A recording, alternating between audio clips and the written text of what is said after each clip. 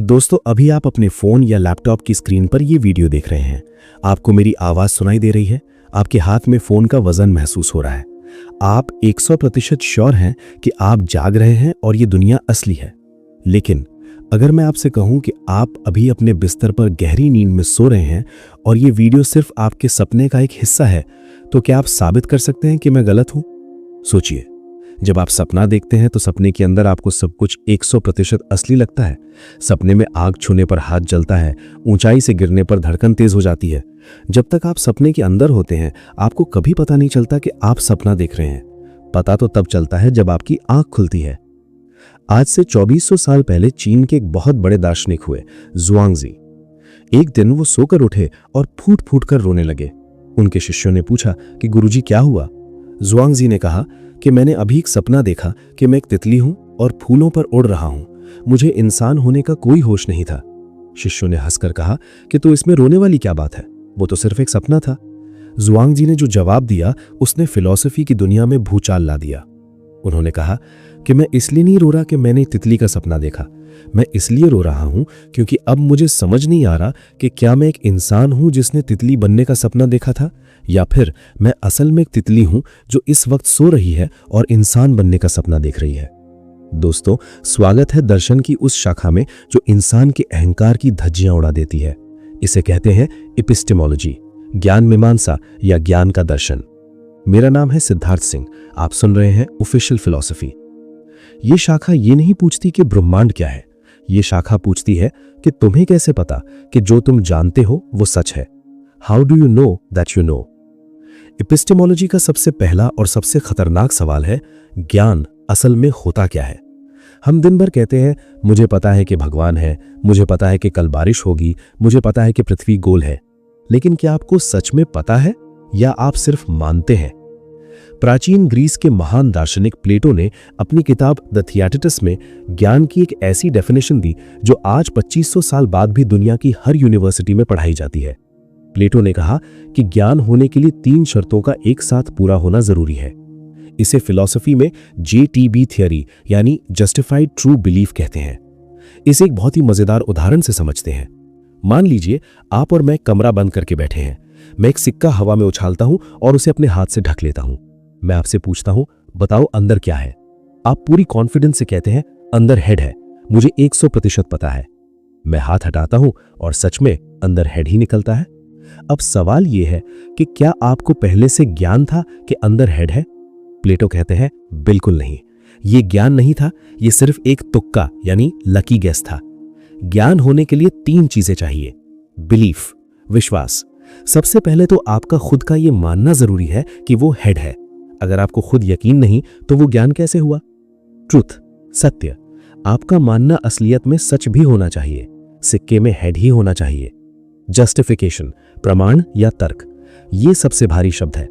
आपके पास इस बात को साबित करने का ठोस सबूत होना चाहिए कि वो हेड ही क्यों है।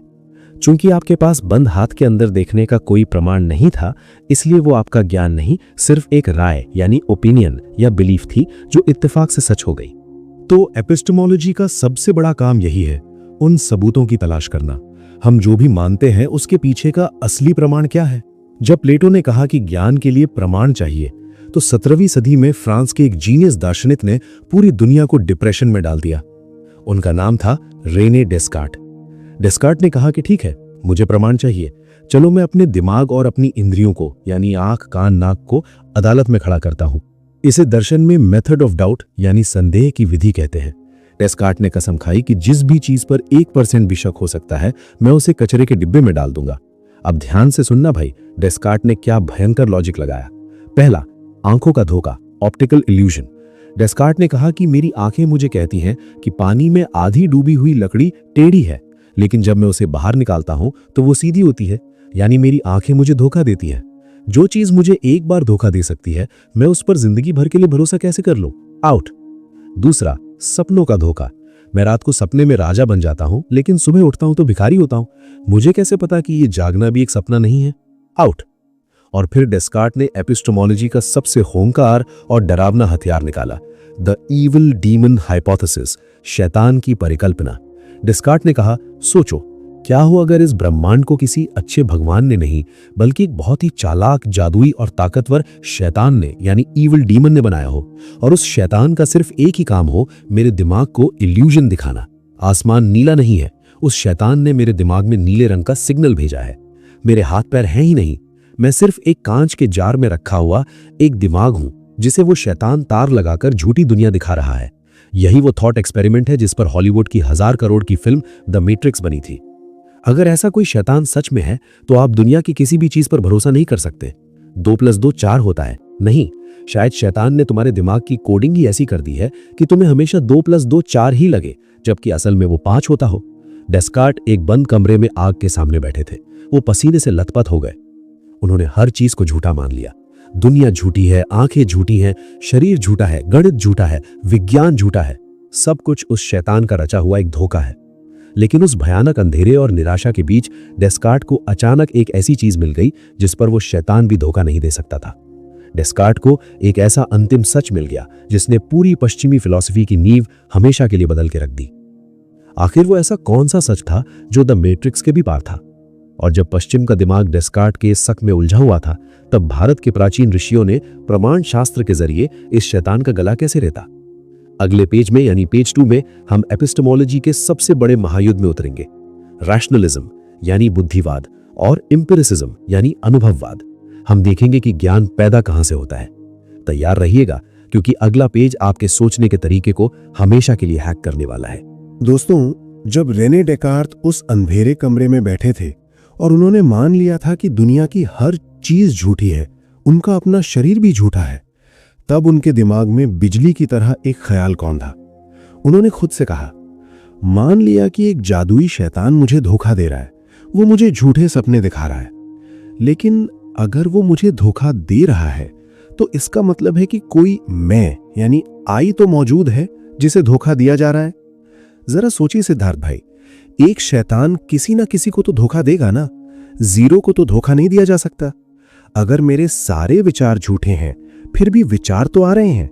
अगर मुझे शक हो रहा है तो शक करने वाला कोई तो है। और यहीं पर डेकार्त ने लैटिन भाषा में एक ऐसी लाइन बोली जिसने पूरी दुनिया की फिलॉसफी का इतिहास बदल दिया। कोगितो एर्गो सुम, जिसका मतलब है मैं सोचता हूं इसलिए मैं हूं। I think therefore I am. ये एपिस्टेमोलॉजी यानी ज्ञान मीमांसा का पहला पूर्ण सत्य था। डेकार्त ने साबित कर दिया कि आप पूरी दुनिया पर शक कर सकते हैं, लेकिन आप खुद के होने पर शक नहीं कर सकते, क्योंकि जिस पल आप कहते हैं शायद मैं नहीं हूं, उस पल भी ये सोचने के लिए आपका होना जरूरी है। इस एक लाइन से डेकार्त ने शैतान को हरा दिया। उन्होंने कहा कि ज्ञान आंखों या कानों से नहीं, ज्ञान पैदा होता है बुद्धि यानी रीजन से। इस विचारधारा को फिलॉसफी में कहते हैं रैशनलिज्म यानी बुद्धिवाद। अब डेकार्त ने तो कह दिया कि असली ज्ञान दिमाग के अंदर पहले से फिट होता है, लेकिन कुछ दशकों बाद इंग्लैंड से एक दार्शनिक आया जिसने डेकार्त की इस बुद्धिवाद की धज्जियां उड़ा दी। उसका नाम था जॉन लॉक। जॉन लॉक ने कहा, डेकार्त भाई तुम पागल हो गए हो। दिमाग के अंदर पैदा होते वक्त कोई ज्ञान नहीं होता। इंसान का दिमाग जन्म के समय एक बिल्कुल खाली कागज की तरह होता है। लॉक ने इसे एक बहुत ही खतरनाक लैटिन शब्द दिया, टैब्यूला रासा यानी ब्लैंक स्लेट। जॉन लॉक ने एक थॉट एक्सपेरिमेंट दिया। सोचिए, एक बच्चा पैदा हुआ, हमने पैदा होते ही उसकी आंखें बांध दी, उसके कान बंद कर दिए, उसे सूंघने या छूने की कोई शक्ति नहीं दी, बस उसे जिंदा रखा। क्या वो बच्चा कभी जान पाएगा कि लाल रंग क्या होता है? क्या वो कभी सेब के बारे में सोच पाएगा? बिल्कुल नहीं, क्योंकि उसके दिमाग के खाली कमरे में बाहर से कोई डेटा गया ही नहीं। जॉन लॉक ने कहा कि दुनिया का सारा ज्ञान, यहां तक कि भगवान का ज्ञान भी सिर्फ और सिर्फ अनुभव और इंद्रियों यानी आंख, कान, नाक, जीभ, त्वचा से आता है। इस विचारधारा को दर्शन में कहते हैं एम्पिरिसिज्म यानी अनुभववाद। अब यहां आकर पश्चिमी दुनिया दो गुटों में बंट गई। एक तरफ बुद्धिवादी थे जो कहते थे कि आंखें धोखा देती हैं, सिर्फ लॉजिक सच है। दूसरी तरफ अनुभववादी थे जो कहते थे कि बिना आंखों के लॉजिक किसी काम का नहीं, सिर्फ अनुभव सच है। सिद्धार्थ भाई, जब गोरे लोग इस बात पर लड़ रहे थे, उससे लगभग 2000 साल पहले ही भारत के महर्षि गौतम ने न्याय दर्शन के जरिए इस लड़ाई को हमेशा के लिए खत्म कर दिया था। महर्षि गौतम ने एपिस्टेमोलॉजी का इतना एडवांस सिस्टम बनाया जिसे प्रमाण शास्त्र कहते हैं। उन्होंने कहा कि ज्ञान किसी एक चीज से नहीं आता। सच्चे ज्ञान तक पहुंचने के लिए आपके पास प्रमाण यानी इंस्ट्रूमेंट्स ऑफ वैलिड नॉलेज होने चाहिए। न्याय दर्शन ने 4 मुख्य प्रमाण दिए। पहला है प्रत्यक्ष यानी परसेप्शन, जो कि जॉन लॉक का एम्पिरिसिज्म है। जो ज्ञान सीधा आपकी आंखों, कानों या त्वचा से टकराता है, जैसे आपने आग को देखा और गर्मी महसूस की। यह सबसे बड़ा प्रमाण है। लेकिन आंखें तो धोखा भी देती हैं, जैसे रेगिस्तान में पानी का भ्रम। इसलिए न्याय ने दूसरा प्रमाण दिया, अनुमान यानी इन्फरेंस। जब आंखें काम ना आए तब लॉजिक काम आता है। अगर आपने किसी पहाड़ के पीछे से धुआं उठते देखा तो आपने आग को अपनी आंखों से नहीं देखा, लेकिन आपके दिमाग ने अनुमान लगा लिया कि जहां धुआं है वहां आग जरूर होगी। तीसरा है उपमान यानी कंपैरिजन। जब हम किसी नई चीज को पुरानी जानी हुई चीज से तुलना करके सीखते हैं, जैसे आपने कभी नीलगाय नहीं देखी, किसी ने कहा वो गाय जैसी होती है और जंगल में वैसी चीज देखकर आप समझ गए कि वो नीलगाय है। और चौथा शब्द यानी वर्बल टेस्टिमनी। सिद्धार्थ भाई, ये वो पीएचडी लेवल का कॉन्सेप्ट है जिसे वेस्टर्न फिलॉसफी सदियों तक समझ ही नहीं पाई। क्या आपने कभी अपनी आंखों से ब्लैक होल देखा है? नहीं। क्या आपने अपनी आंखों से इलेक्ट्रॉन देखा है? नहीं। फिर भी आप 100% मानते हैं कि वो है। क्यों? क्योंकि आपको ये ज्ञान किसी ऐसे व्यक्ति यानी एक्सपर्ट या साइंटिस्ट से मिला है जिसने खुद उसे देखा या साबित किया है। भारतीय दर्शन इसे आप्त वाक्य यानी words of a reliable expert कहता है। दुनिया का 90% ज्ञान हमें शब्द प्रमाण यानी किताबों, गुरुओं, वैज्ञानिकों से मिलता है। अगर हम सिर्फ अपनी आंखों या अपने लॉजिक पर बैठे रहें तो हम आज भी गुफाओं में रह रहे होते। तो दोस्तों, इस महायुद्ध में हमने देखा कि ज्ञान का जन्म कैसे होता है। डेकार्त ने कहा कि ज्ञान बुद्धि में है, जॉन लॉक ने कहा कि ज्ञान आंखों और अनुभव में है, और भारतीय न्याय दर्शन ने कहा कि ज्ञान प्रत्यक्ष, अनुमान और शब्द तीनों के परफेक्ट सिंथेसिस से आता है। हमें पता चल गया कि ज्ञान आता कहां से है, लेकिन एक बहुत भयंकर सवाल अभी भी खड़ा है। मान लो तुमने अपनी आंखों से कुछ देखा, तुमने लॉजिक भी लगा लिया, तुम्हें किसी एक्सपर्ट ने भी कह दिया कि यह सच है, लेकिन सच होता क्या है? क्या सच वो है जो हकीकत से मैच करता हो, या सच वो है जो काम आता हो? क्या तुम्हारे लिए जो सच है वो मेरे लिए झूठ हो सकता है? Subjective versus objective truth. अगले पेज में, पेज नंबर 3 में, हम फिलॉसफी की अदालत में थियोरीज ऑफ ट्रूथ यानी सत्य के सिद्धांतों को कटघरे में खड़ा करेंगे। हम देखेंगे कि कैसे दुनिया के बड़े बड़े राजनेता और मीडिया वाले तुम्हारे दिमाग में एक झूठ को सच बनाकर प्लांट कर देते हैं। तैयार रहिएगा, क्योंकि अगला पेज तुम्हारे सच बोलने के घमंड को तोड़ने वाला है। दोस्तों, पिछले एपिसोड में हमने ये तो तय कर लिया कि ज्ञान कहां से आता है, आंखों से या बुद्धि से। लेकिन एपिस्टेमोलॉजी यानी ज्ञान मीमांसा का असली बॉस कोई और है। मान लीजिए एक आदमी दौड़ता हुआ आपके पास आता है और कहता है कि बाहर बहुत जोर की बारिश हो रही है।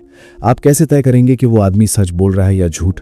आप कहेंगे, अरे इसमें कौन सी रॉकेट साइंस है, मैं दरवाजा खोलूंगा, बाहर देखूंगा, अगर पानी गिर रहा है तो वो सच बोल रहा है, अगर धूप खिली है तो वो झूठ बोल रहा है। बिल्कुल सही। इसे ही फिलॉसफी में कहते हैं सत्य का अनुरूपता सिद्धांत। प्राचीन ग्रीस में अरस्तु ने इसे दुनिया को दिया था। यह थ्योरी कहती है कि सच वो है जो हकीकत यानी रियलिटी या फैक्ट से मैच करता हो। यानी आपके दिमाग के अंदर जो विचार है यानी आइडिया है, अगर वो बाहर की दुनिया के फैक्ट यानी कि हूबहू फोटोकॉपी है तो वो सच है। सुनने में ये बिल्कुल कॉमन सेंस लगता है ना? लेकिन सिद्धार्थ भाई, फिलॉसफी कॉमन सेंस की धज्जियां उड़ाने का ही तो नाम है। सोचिए, अगर मैं कहूं कि भगवान बहुत दयालु है, अब बाहर जाके कौन सा दरवाजा खोलोगे ये चेक करने के लिए? भगवान का तो कोई फिजिकल फैक्ट है ही नहीं। अगर मैं कहूं चोरी करना पाप है, इसका क्या फैक्ट दिखाओगे दुनिया में? कॉरस्पॉन्डेंस थ्योरी सिर्फ उन चीजों पर काम करती है जिन्हें आप छू सकते हैं या देख सकते हैं, लेकिन इंसान की जिंदगी का 90% हिस्सा प्यार, नैतिकता, भगवान, क्वांटम फिजिक्स ऐसी चीजों से बना है जिन्हें पाखों से देखकर मैच नहीं किया जा सकता। इसलिए दार्शनिकों ने सत्य का एक दूसरा और बहुत ही खतरनाक सिद्धांत बनाया। अब एंट्री होती है दुनिया के उन चालाक दार्शनिकों की, जैसे स्पिनोजा और हीगल की, जिन्होंने कहा कि सच जानने के लिए आपको बाहर देखने की जरूरत ही नहीं है। उन्होंने थ्योरी दी सत्य का सामंजस्य सिद्धांत। ये थ्योरी कहती है कि सच वो है जो आपके बाकी सारे विचारों के साथ बिना किसी टकराव के फिट बैठ जाए। इसे एक मकड़ी के जाले की तरह समझिए। अगर एक नया विचार उस जाले में बिना जाला तोड़े फिट हो जाता है तो वो सच है। उदाहरण के लिए मैथमेटिक्स को लीजिए। 2 + 2 4 होता है। क्या आपने दुनिया में कभी 2 को सड़क पे चलते देखा है? नहीं, लेकिन फिर भी 2+2 सच है। क्यों? क्योंकि ये गणित के बाकी सारे नियमों जैसे कि 4 - 2 = 2 के साथ एकदम परफेक्ट फिट बैठता है। एक जासूस मर्डर मिस्ट्री कैसे सॉल्व करता है? वो कातिल को खून करते हुए नहीं देखता, नो फैक्ट्स नो कॉरेस्पॉन्डेंस, लेकिन वो सारे सबूतों को जोड़ता है और जब एक कहानी उन सारे सबूतों के साथ एकदम फिट बैठ जाती है तो अदालत उसे सच मानकर कातिल को फांसी दे देती है। लेकिन यहां एक बहुत भयंकर खतरा है। सिद्धार्थ भाई, अगर सच सिर्फ एक परफेक्ट कहानी का नाम है तो सोचिए, एक बहुत ही शातिर झूठा इंसान एक ऐसी झूठी कहानी गढ़ सकता है जिसमें कोई कमी ना हो। हैरी पॉटर या द मैट्रिक्स की कहानी अपने आप में 100% परफेक्ट है, उसमें कोई लॉजिक नहीं टूटता। तो क्या हैरी पॉटर सच है? दुनिया के बड़े बड़े तानाशाह और आज का मीडिया यानी न्यूज चैनल्स इसी थ्योरी का इस्तेमाल करते हैं। वो आपके दिमाग में एक ऐसा परफेक्ट झूठ प्लांट करते हैं जो सुनने में एकदम लॉजिकल लगता है। जर्मनी में हिटलर के मंत्री जोसेफ गोबल्स ने कहा था कि एक झूठ को अगर 100 बार पूरी ताकत से बोला जाए तो वो सच बन जाता है। अगर सच सिर्फ दिमाग के जाले में फिट होने का नाम है तो फिर हम पूरी जिंदगी एक झूठे मैट्रिक्स में यानी एक एको चेंबर में जी सकते हैं और हमें कभी पता नहीं चलेगा। जब सच के ये दोनों सिद्धांत फेल होने लगे तो 19वीं सदी में अमेरिका से एक दार्शनिक आया, विलियम जेम्स। विलियम जेम्स ने आकर फिलॉसफी के गाल पर एक करारा तमाचा मारा। उसने कहा, तुम लोग पागल हो, सच आसमान में लटका हुआ कोई परफेक्ट आइडिया नहीं है, सच कोई फैक्ट नहीं है, सच वो है जो काम आता है, वर्क्स। इसे कहते हैं व्यवहारवाद या उपयोगितावाद। विलियम जेम्स कहते हैं कि मुझे इससे कोई मतलब नहीं कि भगवान असलियत में यानी फैक्चुअली है या नहीं, मुझे इससे मतलब है कि भगवान को मानने का फायदा क्या है, कैश वैल्यू।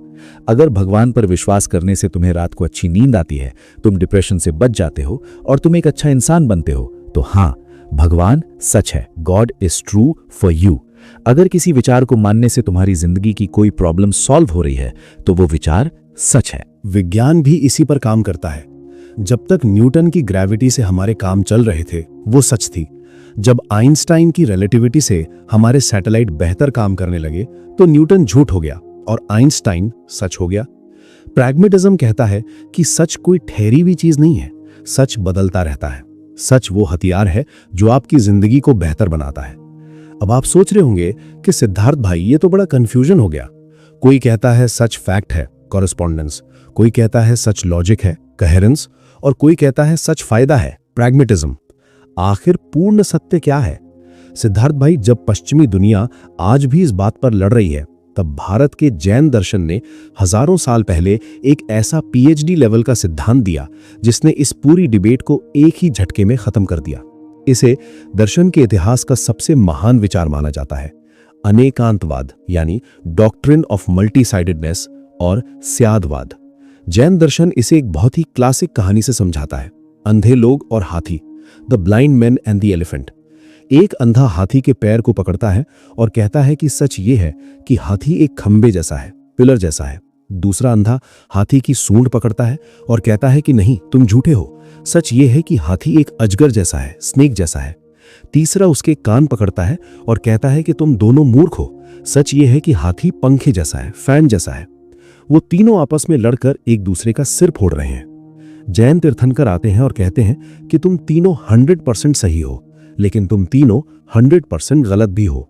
जैन दर्शन कहता है कि ये जो सच है, ट्रूथ, रियलिटी, इसके अनंत पहलू हैं, इनफाइनाइट डिमेंशंस। इंसान का दिमाग और इंसान की भाषा इतनी छोटी है कि वो एक बार में सच के सिर्फ एक छोटे से हिस्से को ही देख सकती है। इसलिए जैन दार्शनिक कहते हैं कि कभी भी छाती ठोककर ये मत कहो कि यही सच है, दिस इज द ट्रूथ। हमेशा कहो स्यात यानी शायद, फ्रॉम अ सर्टेन पर्सपेक्टिव। स्यात ये खंबा है पैर के नजरिए से, स्यात ये अजगर है सूंड के नजरिए से। आपका सच सिर्फ आपका नजरिया है, स्टैंड पॉइंट है। किसी भी इंसान के पास, यहां तक कि बड़े से बड़े वैज्ञानिक के पास भी संपूर्ण सत्य नहीं है। तो दोस्तों, एपिस्टेमोलॉजी की अदालत में हमने देखा कि अगर आप फैक्ट खोजते हैं तो आप कॉरेस्पॉन्डेंस थ्योरी में हैं, अगर आप परफेक्ट लॉजिक खोजते हैं तो आप कहेरेंस थ्योरी में हैं, अगर आप फायदा खोजते हैं तो आप प्रैग्मेटिज्म में हैं, और अगर आप ये समझ गए हैं कि आपका सच सिर्फ एक पहलू है तो आप जैन दर्शन के स्यादवाद में हैं। लेकिन यहां आकर इंसान का दिमाग सुन्न पड़ जाता है। अगर कोई एक पूर्ण सत्य है ही नहीं, अगर सब कुछ सिर्फ एक नजरिया रिलेटिव है, तो फिर हम ज्ञान हासिल ही क्यों कर रहे हैं? क्या ऐसा हो सकता है कि इंसान की बुद्धि, इंटेलेक्ट कभी उस परम सत्य को जान ही ना सके? क्या दिमाग उस सच को जानने के लिए बना ही नहीं है? अगले और आखिरी पेज 4 में हम एपिस्टेमोलॉजी के ग्रैंड क्लाइमैक्स में उतरेंगे। स्केप्टिसिज्म एंड इंट्यूशन, संदेहवाद और अंतर्ज्ञान। हम डेविड ह्यूम के उस हथौड़े को देखेंगे जिसने विज्ञान को चकनाचूर कर दिया, और फिर अद्वैत वेदांत की अपरोक्षानुभूति से इस पूरे मायाजाल को तोड़ेंगे। तैयार रहिएगा, क्योंकि अगला पेज तुम्हारे सोचने की मशीन को हमेशा के लिए बंद करने वाला है। दोस्तों, अब तक के सफर में हमें लगा था कि चलो और कुछ नहीं तो कम से कम विज्ञान तो हमें 100% सच यानी एब्सोल्यूट ट्रूथ देता ही है। विज्ञान किस पर टिका है?